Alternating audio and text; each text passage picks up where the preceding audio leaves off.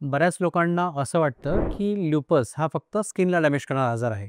पण असं नसून हा आजार सिस्टमिक ऑटोइम्यून डिसऑर्डर आहे, जो बॉडीच्या बाकी ऑर्गनला पण डॅमेज करू शकतो. बऱ्याचदा पेशंटच्या चेहऱ्यावर बटरफ्लाय प्रकारची रॅश मिळते, ज्याच्यामध्ये दोन्ही गालांवर लाल चट्टे दिसू शकतात.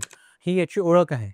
पण सोबतच बाकी ऑर्गनमध्ये पण डॅमेज होऊ शकतो. ल्युपस तुमच्या स्किनला तर डॅमेज करतोच, पण सोबत तुमच्या मसल्सला, जॉइंट्सला, डोळ्यांना, किडनीला, हृदयाला आणि सोबतच ब्रेनला पण डॅमेज करू शकतो. बऱ्याचदा पेशंटला थकवा जाणवणं किंवा लो ग्रेड फीवर येणं, संध्याकाळच्या वेळेस त्यांना ताप येणं किंवा श्वास घ्यायला त्रास होणं, असं होऊ शकतं. किंवा बऱ्याचदा पेशंट वाटतं की आपण आज खूप थकलोय, काम करायची इच्छा नसते.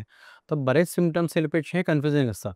त्यामुळेच लवकरात लवकर निदान करून याची ट्रीटमेंट करणं फार इम्पॉर्टंट आहे. लुपिस हा एक फ्लेअर आणि रिमिशन करणारा आजार आहे. याच्यामध्ये बऱ्याचदा पेशंटला खूप त्रास होतो. फीवर येणं, जॉइंट पेन होणं, स्किनमध्ये रॅश येणं हे होतं आणि काही वेळा असं असतं की पेशंटला काहीच सिम्प्टम नसतात. त्यामुळे हे कन्फ्युजिंग असतं की एक्झॅक्टली मला झालंय काय? त्यामुळे वारंवार थकवा येणं किंवा ताप येणं किंवा स्किनवर चट्टे येणं किंवा जॉइंट पेन होणं असं काही होत असेल, तर लवकरात लवकर आपल्या जवळच्या रुमॅटॉलॉजिस्टला भेटायचं आणि लवकरात लवकर याची ट्रीटमेंट करणं फार इम्पॉर्टंट आहे.